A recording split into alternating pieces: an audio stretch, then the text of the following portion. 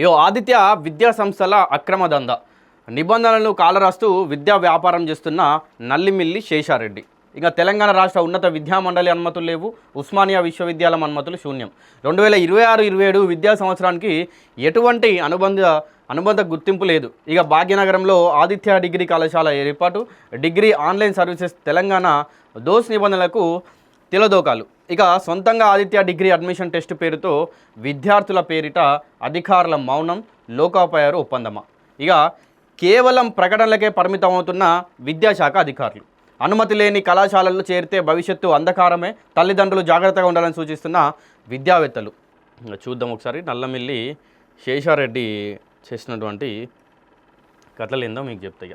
ఇక విద్యార్థుల భవిష్యత్తు చెలగాటమాడుతున్న ప్రైవేటు విద్యా సంస్థల ఆగడాలు గీత దాటుతున్నాయి. భాగ్యనగరంలో ఎటువంటి ప్రభుత్వ అనుమతులు లేకుండానే అక్రమంగా డిగ్రీ కళాశాలను ఏర్పాటు చేసినట్లు ప్రకటనలు ఇస్తూ అమాయక విద్యార్థులను బుట్టలో వేసుకుంటున్న ఆదిత్య విద్యా సంస్థల తీరు ఇప్పుడు రాష్ట్ర వ్యాప్తంగా సంచలనంగా మారింది. ఇక చట్టాన్ని గౌరవించాల్సిన బాధ్యతాయుతమైన పదవుల్లో ఉన్నవారే ఈ అక్రమాలకు సూత్రధారులుగా ఉన్నారనే విమర్శలు వెలువెత్తున్నాయి. మాజీ ఎమ్మెల్యే అండా చట్టవిరుద్ధమైన దందా. ఆదిత్య విద్యా సంస్థలకు అధ్యక్షుడిగా ఆంధ్రప్రదేశ్లోని అనపర్తి నియోజకవర్గ మాజీ ఎమ్మెల్యే నల్లమిల్లి శేషారెడ్డి వ్యవహరిస్తున్నారు. ఇక చట్టబద్ధంగా నిబంధనలకు లోబడి విద్యా సంస్థలు నిర్వహించాల్సిన ఆయన తెలంగాణలో కనీస అనుమతులు లేకుండానే విద్యా సామ్రాజ్యాన్ని విస్తరించేందుకు తెరలేపారు.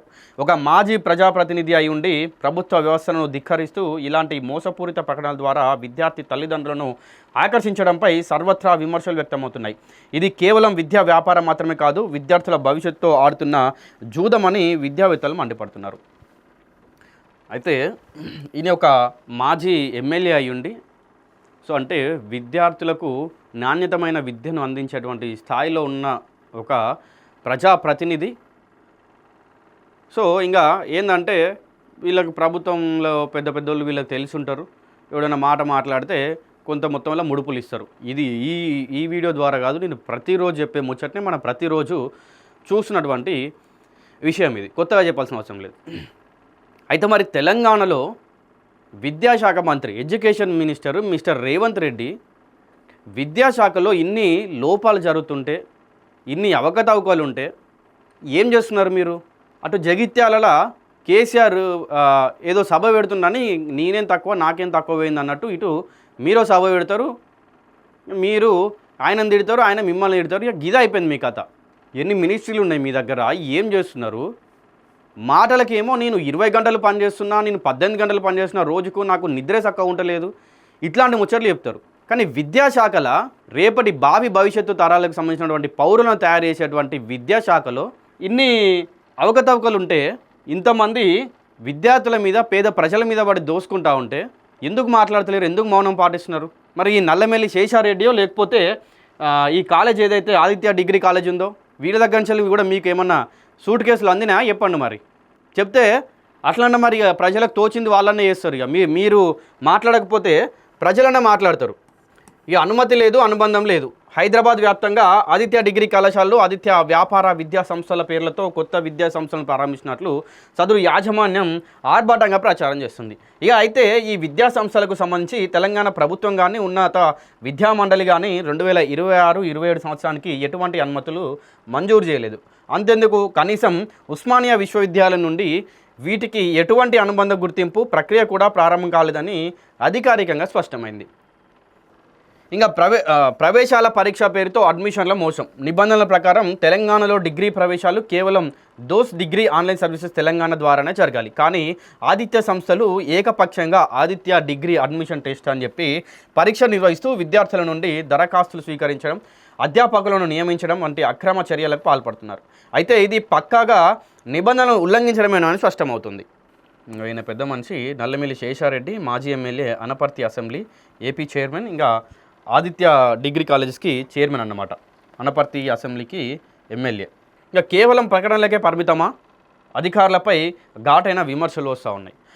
ఈ వ్యవహారంలో తెలంగాణ ఉన్నత విద్యా మండలి, ఉస్మానియా విశ్వవిద్యాలయం అధికారుల తీరుపై తీవ్ర అనుమానాలు వ్యక్తమవుతున్నాయి.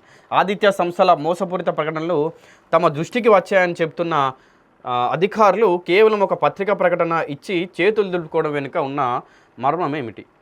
అంటే ఎవరైతే ఈ అధికారులు ఉన్నారో మీ దగ్గరికి ఇట్లాంటివి వచ్చిన తర్వాత కూడా, మీకు సమాచారం అందిన తర్వాత కూడా కేవలం మీరు ఒక పత్రికా ప్రకటన ఇచ్చో, లేకుంటే ఒక నోటీస్ పంపించో వాళ్ళకి ఎందుకు వదిలేస్తున్నారు చెప్పండి? మరి మీరే వాళ్ళు ఎన్నుకొని నడిపిస్తున్నారా, లేకుంటే మీరు వాళ్ళకి తొత్తులుగా మారిపోయేలా చెప్పండి? ఇక కఠిన చర్యలు ఎక్కడ? బహిరంగంగానే నిబంధనలు అతిక్రమిస్తున్న సదరు యాజమాన్యంపై అధ్యక్షుడు శేషారెడ్డిపై నేరపూరిత కేసులు ఎందుకు పెట్టడం లేదు? ఎందుకు పెడతలేరు అంటే వీళ్ళకు కూడా ఏదో మాయమాటలు చెప్పి ఇంకా ఇది ఉంటాయి కదా, మందుకో దానికో దీనికో వీళ్ళకి కొంచెం ముడుపులు అందించి ఉంటాడు ఆయన, అందుకు వీళ్ళు మాట్లాడతలేరు. మళ్ళీ ఒకవేళ మా ఆయనతో మాట్లాడతారు, ఎట్లా వేసుకోరా భయ్, నువ్వు అనగానే పైసలు తీసుకున్నావు మా కంచెలు అని చెప్పి అంటారు. ఇంకా రెండవది మౌనం అంగీకారమా? విద్యాసంస్థ ప్రవేశాల పేరుతో నగదు వసూలు చేస్తున్న అధికారులు కేవలం విద్యార్థులదే బాధ్యత అని చెప్పడం బాధ్యతారహిత్యం కాదా? ఇక ప్రభావం పనిచేస్తుందా? రాజకీయ పలుకుబడి ఉన్న వ్యక్తి యాజమాన్యంలో ఉండటం వల్లే అధికారులు కేవలం హెచ్చరికలకే పరిమితం అవుతున్నారా అనే ప్రశ్నలు తలెత్తుతా ఉన్నాయి. ఇక తల్లిదండ్రులు జాగ్రత్త. రాబోయే విద్యా సంవత్సరానికి గాను ఆదిత్య సంస్థలకు ఎటువంటి అనుమతులు లేవు. ఇలాంటి అనుమతి లేని సంస్థలో చేరితే భవిష్యత్తులో ధృవీకరణ పత్రాలు చెల్లకుండా పోయే అవకాశం ఉంది, ప్రమాదం కూడా ఉంది. ఇక కేవలం దోస్త్ ద్వారా అనుమతి పొందిన సంస్థలో మాత్రమే ప్రవేశాలు తీసుకోవాలని ఉన్నత విద్యామండలి స్పష్టం చేసింది. కేవలం నోటీసులు ప్రకటనలతో కాలక్షేపం చేయకుండా విద్యార్థులను వంచిస్తున్న ఇలాంటి సంస్థలపై, వాటి వెనుక ఉన్న పెద్దలపై ప్రభుత్వం తక్షణమే ఉక్కుపాదం మోపాలని విద్యార్థి లోకం డిమాండ్ చేస్తూ ఉంది. ఇంకా విద్యార్థుల భవిష్యత్తుతో చెలగాటం, ఎటువంటి యూనివర్సిటీ గుర్తింపు లేకుండా డిగ్రీ కళాశాలల పేరుతో ఇచ్చే ప్రకటనల పట్ల తల్లిదండ్రులు అప్రమత్తంగా ఉండాలి. అనుమతులు లేకుండా విద్యాసంస్థలు నడపడం విద్యార్థుల సమయాన్ని, డబ్బును వృధా చేయడమే కాకుండా వారి కెరీర్ను ప్రమాదంలో పడేసే తీవ్రమైన నేరం. ఈ వ్యవహారంపై ఉన్నత విద్యామండలి, ఉస్మానియా యూనివర్సిటీ అధికారులు తక్షణమే విచారణ జరిపించి బాధ్యులపై కఠిన చర్యలు తీసుకోవాలి. విద్యార్థులు కేవలం ఆకర్షణీయమైన ప్రకటనలను చూసి మోసపోకుండా కళాశాలలో చేరే ముందు అధికారిక వెబ్సైట్ల ద్వారా గుర్తింపు ఉందో లేదో సరి చూసుకోవాలని ఇక మాసారం ప్రేమ్ కుమార్ సిజేఎస్ రాష్ట్ర అధ్యక్షుడు అంటా ఉన్నారు. దీనికి అయితే ముఖ్యంగా ఏంటంటే, ఎవరైతే ఇప్పుడు దీంట్లో ఆదిత్య డిగ్రీ కాలేజ్ అవ్వచ్చు, లేకుంటే ఇట్లాంటివి ఇంకా ఏ కాలేజీలో అయినా జాయిన్ అవుతున్నప్పుడు కూడా ఫస్ట్ ముందుగా అప్రమత్తంగా ఉండాల్సింది విద్యార్థుల యొక్క తల్లిదండ్రులు. సో ఎందుకు అంటే, మోసం చేస్తాడు మిమ్మల్ని, ఎట్లయినా మోసం చేస్తాడు. మోసపూరిత ప్రకటనలు వాడు ఎట్లయినా చేస్తాడు మిమ్మల్ని మోసానికి గురి చేయడానికి. ఒక టీవీ యాడ్ ఇస్తాడు, లేకుంటే ఒక పాంప్లెట్ వస్తాడు మీకు. మీరు జనరల్గా ఆలోచించండి. మనం ఇప్పుడు నారాయణ అని చెప్పి, ఇంకొక శ్రీ చైతన్య అని చెప్పి ఇట్లాంటి కాలేజెస్ మనం చూస్తూ ఉంటాం. టాప్ ర్యాంకులు వచ్చినాయని వాళ్ళ దాంట్లో అన్నట్టు ఉంటారు. కానీ టాప్ ర్యాంకులు చూస్తే రెండు కాలేజెస్ నుండి యాడ్ ఏదైతే ఉంటుందో దాంట్లో సేమ్ పర్సన్స్ ఉంటారు, సేమ్ ర్యాంక్ ఉంటుంది. సో ఈ విద్యా సంస్థలు ఏం చేస్తాయంటే, ఒక విద్యార్థి ప్రభుత్వ పాఠశాల నుండి కానీ ప్రభుత్వ కళాశాల నుండి కానీ చదువుకొని ర్యాంకు కొట్టినట్టయితే వీళ్ళు ఏం చేస్తారంటే, ఆ విద్యార్థికి ఇష్టం లేకపోయినా కూడా మేము కొంత డబ్బులు మీకు ఇస్తాం, మీరు మా స్కూల్ నుంచెల్లే పాస్డ్ అవుట్ అని చెప్పి వాళ్ళని బెదిరింపులకు గురి చేసి అయినా కూడా వాళ్ళు వీళ్ళ దాంట్లో జాయిన్ చేయించుకుంటారు. ఏదైతే ర్యాంక్ ఉందో ర్యాంకుని కొనేస్తారు వీళ్ళు. సో అట్లాంటి మోసపూరితమైన ప్రకటనలు కూడా చూసి మోసపోవద్దు విద్యార్థులు కానీ, విద్యార్థుల తల్లిదండ్రులు కానీ. ఫస్ట్ అప్రమత్తంగా ఉండాల్సింది మీరే.